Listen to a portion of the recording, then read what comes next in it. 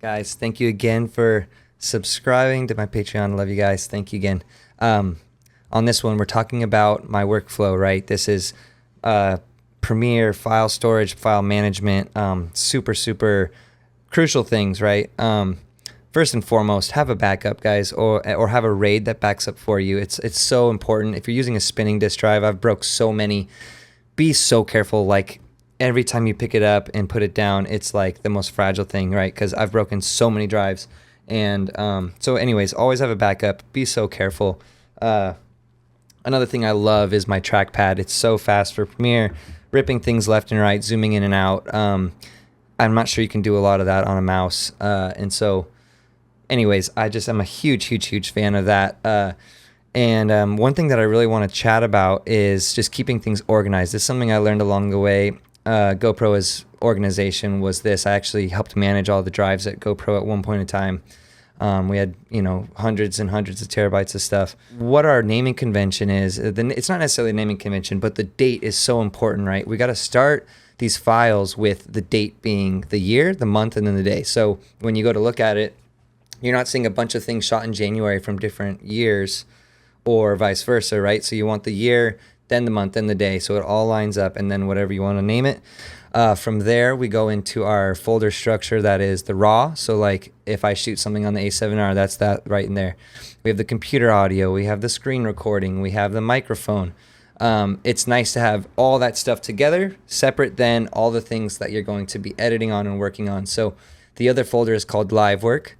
And within here, you're going to find, first and foremost, Premiere is the first thing that I put in.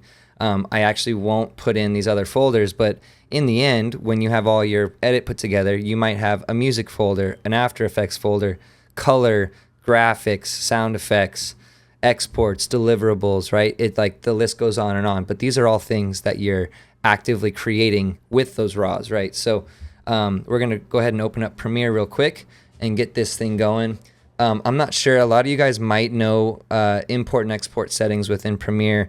I'm going to try and briefly go over some of these things really quick so the experts in the room don't have to sit through too much of this. But first thing I do is actually go back and grab the name of this folder that we just created, right? It's today's edit. It's the blast from the past. Actually, no. We're going to do this one. Premiere tips and tricks. So we're going to go ahead and grab that. I've copied it, and I'm going to make the new project. I'm going to paste that in _V1 because as I go, I'll create a new file every single day that I work on this, and I'll make it V2, V3, V4, and so on. And the project location is going to be that Premiere folder that we just created. So tips and tricks, live work. Actually, sorry, that was in the other folder. Premiere. And we're going to choose that, and that's all you have to do on this window so far. Create. And we're going to just go ahead and drag some of these clips in. So today we're going to play around with some Ember footage and some X4 360 content so you guys can see a little bit of each.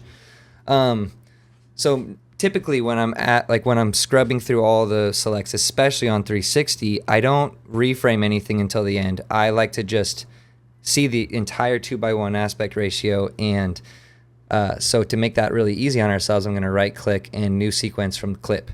If this is shot in 60 or 100 frames a second, it's smart to go up into that sequence settings, and change this back to 30, just so your timeline isn't getting wonky and you think you have less frames than you do.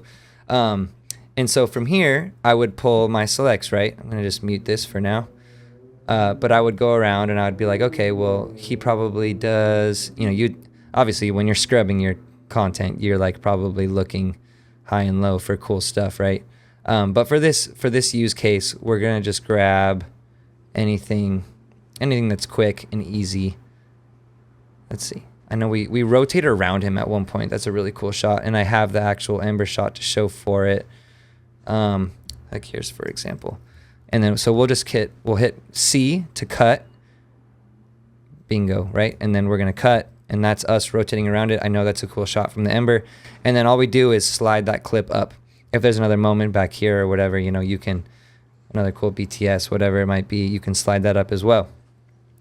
And then also, remember to label these, right? So this is going to be the X4, and I'm going to put AF for all footage. And then the other option I do is TL, which is top line, which is all the best stuff. So let's just go ahead and copy and paste that back. And I'm going to change this to TL, right? So I have two of them, top line and auto and all footage. And for the top line, because I don't want to see any of the stuff that didn't get chosen, I'm going to select the first clip on all of these, right click and ripple delete. So it's going to delete everything on that first line. And then I still have my selects right here. So these are the two shots, for example. So also over here, I like to keep this very organized. I'm going to do a new bin, Command B, and put this sequence. We're going to grab those two sequences and throw them in the sequence folder so that they're in there together. We have our 2:1 aspect ratio selects from the X4 camera. So now I'd be like, okay, well, I'm going to put this on Instagram, let's just say, right? So I'm going to do Command N to make a new timeline. And if you guys don't know what to do in this window, don't be afraid. It's definitely daunting, but what I would recommend is going into Legacy. If yours has Legacy, it might not be called Legacy on yours, on the older version. It's just there. But you're going to go to Digital SLR 1080 and then click on this bottom one, 1080-30, because we're in 30 frames for this. What we're going to do here is go into this little settings menu and we're going to say, okay, well, we actually don't want 1080, right? We want a vertical frame for Instagram. But what is important is that all of these are correct, right? We have pixels are square. We have progressive scan and the 709 workspace. All the rest is fine. Wouldn't worry about it. Some people like to click some of these on. I don't. I never have. I've actually gotten really weird results before. So for this, I don't want it to be widescreen 1080. I want it to be a 1920. And we're going to call the sequence tall because I just call it tall. And I'll put V1 because it's going to be an edit. And we have a tall frame. I'm going to go back in. I'm going to be like, oh, you know what? I only like this first shot to edit. And I'm going to put that in there. So now, right now, obviously, we just chucked in this massive 6K or 8K frame into a 1080. And we're going to, but, you know, we're going to reframe it right now. So let's go ahead and grab our reframe tool. One of the things that is a huge time saver is I've created this custom bin, right? So if you right click and create new custom bin, you can grab any effects that you use along the way and you can chuck them into there so it's really quick. And then another thing that I love is that like I've created effects that are custom to me as well. So for example, this 4K no blur left, I should probably make some more for vertical Instagrams, but for me it's really easy. What I've done is I've taken that GoPro effects filter and I've added my own keyframes on there. So when I drag this onto the clip, automatically it's in 4K. Right now we're in 1080, so we're just going to switch this over to 1080 tall. And then I have all these keyframes on the very first frame, which is actually super useful, and you'll see why in a second.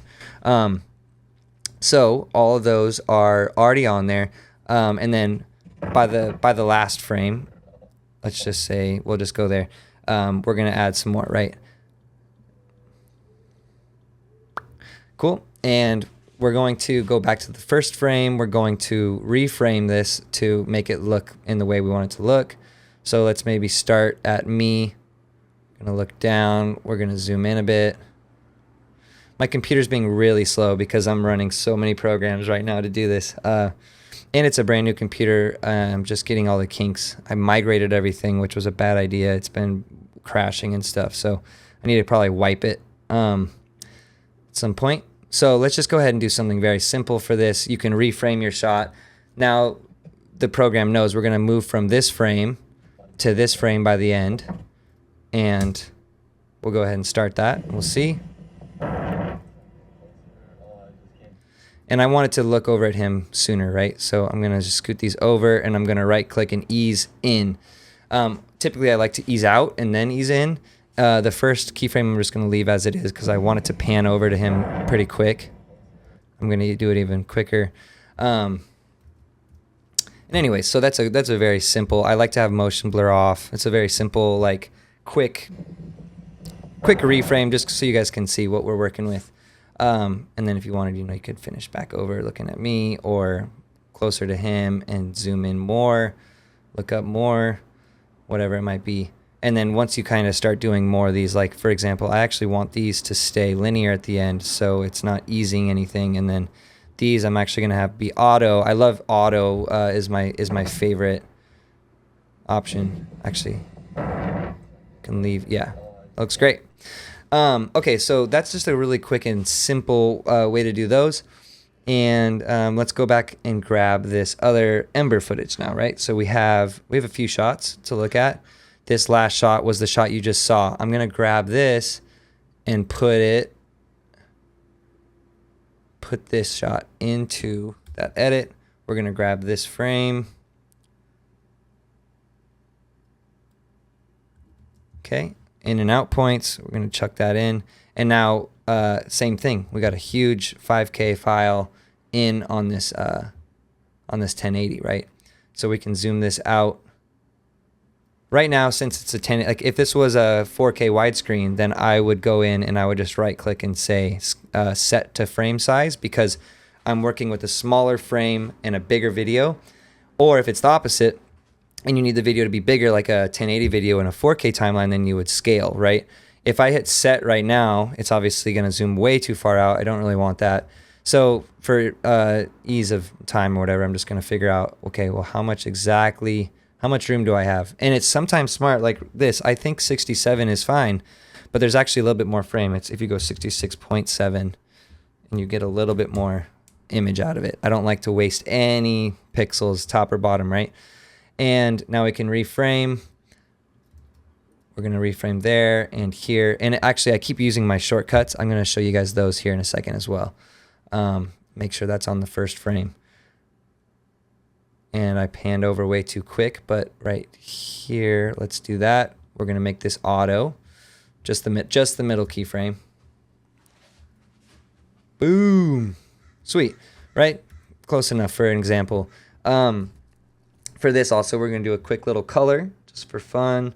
Show you guys. So my color shortcut is also, where is it?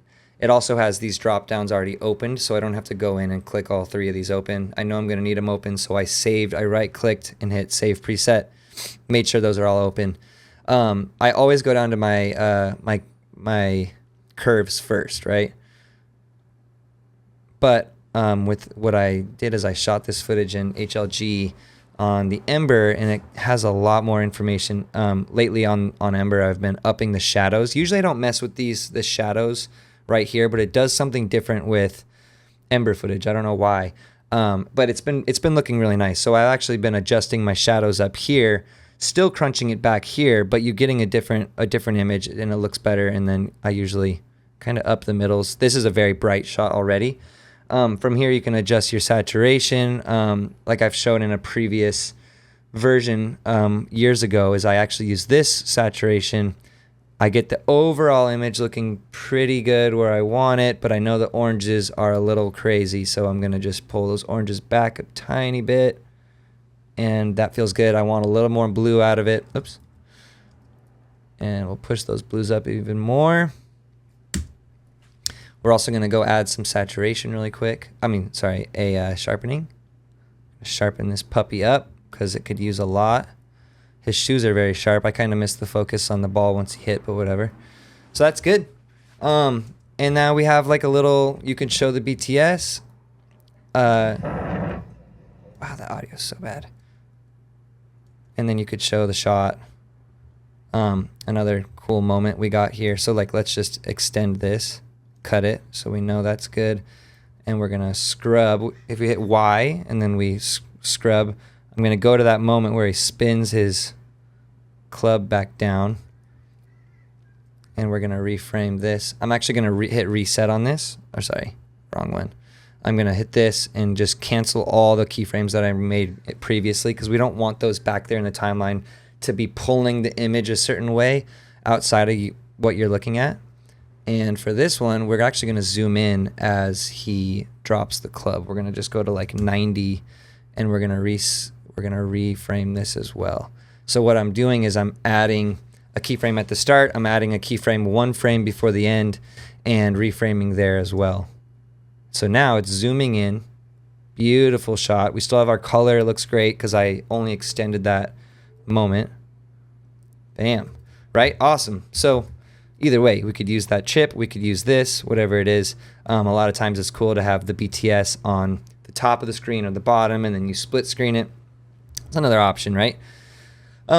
Okay, so real quick, I want to go in and just show you guys my my keyboard shortcuts, because this is like this is actually one of the things I should have talked about right when I opened Premiere, and I apologize, but this is so important, and it will save you so much time. So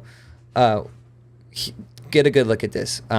It's mainly this section right here, and I'm gonna have a screenshot on the same page so you guys can see it straight away. But what I love is the arrow keys typically goes up and down, skips to the front and end of any given shot, and left and right goes one frame left or right on the timeline. What I've done is mimicked that on ASDW, right? Like when you're video gaming. Same thing, up and down, left and right. And then also Q and E are now play the footage forward and play the footage backward. And so if I'm here, let me just close that. If I'm here on the timeline, I'm playing something, and all of a sudden I'm like, oh wait, I want to go back. I can hit W, and it's going to reverse.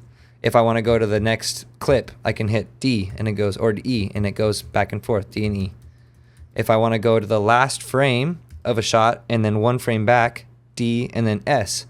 And so when I'm making these keyframes, all I have to do is DS. I'm on the exact frame I want to end on, and it just makes your life super, super easy. My whole goal is I don't want to take my right hand or my left hand off the keyboard for anything. Or sorry, my right hand needs to stay on the trackpad. Left always is on the keyboard.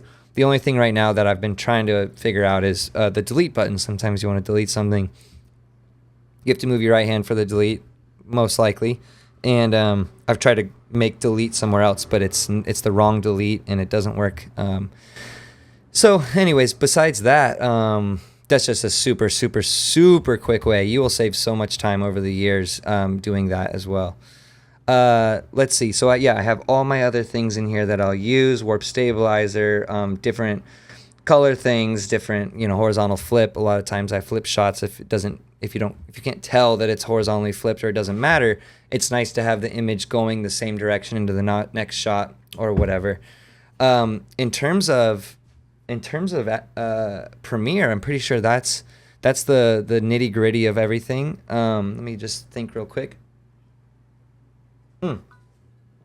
Another great one. So let's say we're going to speed ramp this, right? But I've already reframed it, and if I go in and I start speed ramping things, then I can't use these keyframes anymore. So what I'll do instead is I'm gonna go. Actually, I'll just right click on it so I know. So if I go to my very first keyframe on here, I can copy this so I know where that first keyframe started on the clip. I'm going to reveal it in the project, double click on it here, go to that keyframe, hit in with I, hit play, right? Just gets a portion of it, hit out, and then we're going to create a new sequence from this. Where is it? Oh, I got to click it here. Right click, new sequence from clip. We know this is 30 frames still, so we're good. We can elongate this however we want. But what we're going to do is right click on here, and we're going to time remapping and speed. There's a little FX button. Scale this up, and let's just say we want to speed ramp where, let's see, where is the most like bugs or whatever flying through the image. We'll just call it there. I hit P to be able to create this marker. I'm going to click and scrub this over, and I'm going to hold Shift. Shift is another quick little shortcut where you can, it skips by fives instead of like individual numbers. It's nice to just be like, okay, let's go up to 800% on this. And you want to use round numbers, 800, 850. Ideally, it's on 100 value so that you're not getting like half the amount of frames per second, and then it starts skipping and looking weird. And then we can smooth this out a little bit by clicking on the middle and then clicking on this little dot and dragging it. So now it's like, right? So that looks cool. Good enough for now. What we can do is go ahead. I like to make sure the color is on the root. So I'm going to copy, paste the color on here before I nest it. And from here, we're going to right click. We're going to nest. Okay, I don't care what it's called. Copy this, put it back into our Instagram timeline, paste it in. And now from here, same thing. We know it's 66.7 is our zoom. we can reframe. We're going to hit scale and position. So we made a keyframe on both of these. We're going to hit DS to go to the second to last keyframe. We're going to scale into 100 this time for fun. Why not? We went 90 last time. And reframe that. And in the middle, oh, look, that's cool. So it's like tracking the club down. We can actually even make that more dramatic where we're actually at 90 here. So it's a little bit more. And then we're going to try and track the same club head spot. So it's in the middle. It's in the top.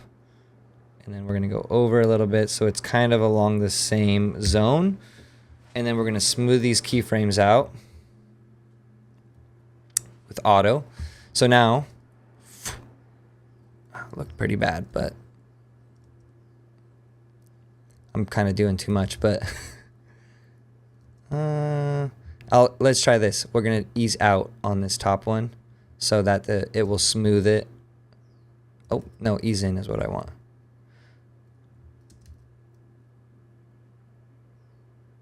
It's still pretty bad, but let me delete that thing. And then these little arrows help you click to the next keyframe. These, super crucial. I mean, it's doing this thing where you end up with black at the bottom, which is one of my biggest pet peeves. But usually you can fix it by going to the bottoms and clicking linear here. Let's see. Sometimes they all shift. And if that is the case, like right now it's not fixing it, sometimes you just got to play with it for an extra second and try and make sure that it doesn't do that. But shing. So, I mean, you guys get the point. But that's a very crucial thing, is doing it in that order, creating a new sequence with the exact frame. You could even do the opposite where you reframe it in that. No, you want to reframe after. You want to do the speed and then the reframe after. Supposedly, if you use this sharpen thing, don't use this. I guess it's harder on your system. Use the sharpen that's within the actual color right here. Right here, sharpen, under creative, sharpen. Another thing is, like, let's just say, oh, the blacks are really blue, even though they're not. If we go down and we go to color wheels and match, you can go, okay, well, the blues are really dark, or really the blacks are really blue. You can shift things here, which is helpful, getting that back and forth. Like, that actually maybe even looks a little bit better because the blacks were a little bit blue. But yeah, those are super helpful as well, those windows. Sometimes you want the whites in the shot, the brightest part, to be completely white. You can go to Luma versus saturation and click here and just pull all of the whites to be white. If you're doing any corrections in the temperature, which we actually didn't adjust for this, but then you might want to consider that. You might need to create a new. Because if you're fighting it here, but then you're pulling it out here, it's like they can fight each other, and you don't really want that. You can just create a new effect for it. Oh, for the export settings. So really quick. So let's just say we made our Instagram right here. I'm gonna hit Command M, which is export, and we're gonna choose our file path. So we're gonna go into the tips and tricks, live work, exports folder, right? So now we know, okay, this is going to be our chip shot tall V1. You don't have to do caps like that. That looks annoying.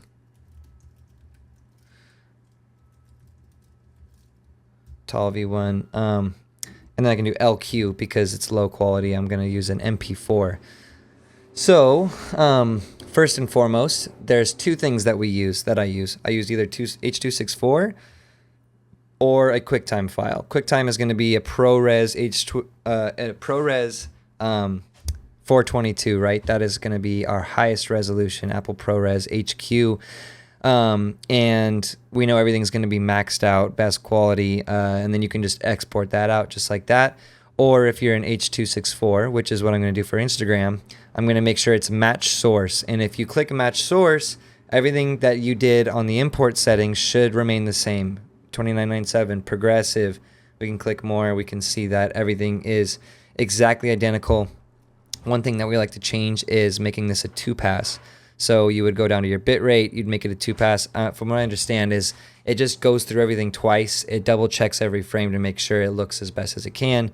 And for this, like, what is it? It's 11 seconds, this edit. And so I'm not afraid to upload up to like 300 megabytes to Instagram for this, since it's still a pretty moderately small file. It says right here that it's only going to be 67 megabytes.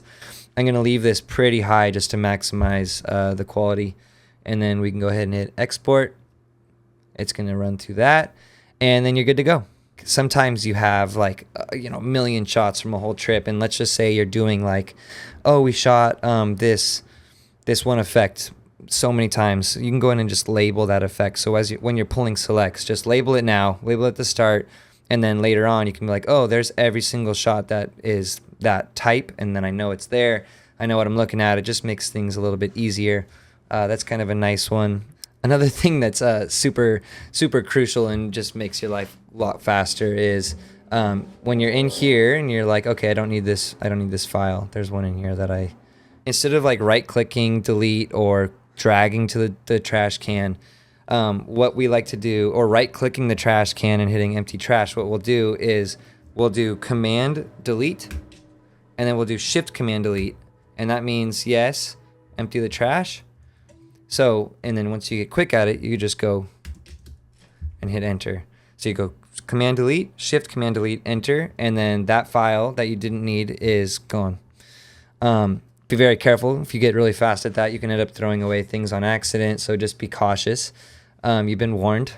So another cool thing that they just implemented, Apple did, is if you hit FN once, you have emojis. If you hold FN, you can actually speak into the computer microphone and it will type whatever you're saying. So if you don't know how to spell something, you can just hold FN and say it out loud, which is really nice. That's all I can think about right now, guys. Hopefully this was helpful. I know a lot of you guys probably knew all this already, but for me, learning certain things like selecting all of those clips that you shot, if you have 100 clips from one camera, and throwing it into the timeline so you're not double clicking on every single clip along the way, such a huge waste of time. If you can just cut and move it up a level or move it up 2 levels for better quality, or different tiers, or like level 1 is B-roll, level 2 is action. You can organize it however you want. But when I started dumping all of my shots into the timeline like that, it changed everything, and my workflow became so much faster.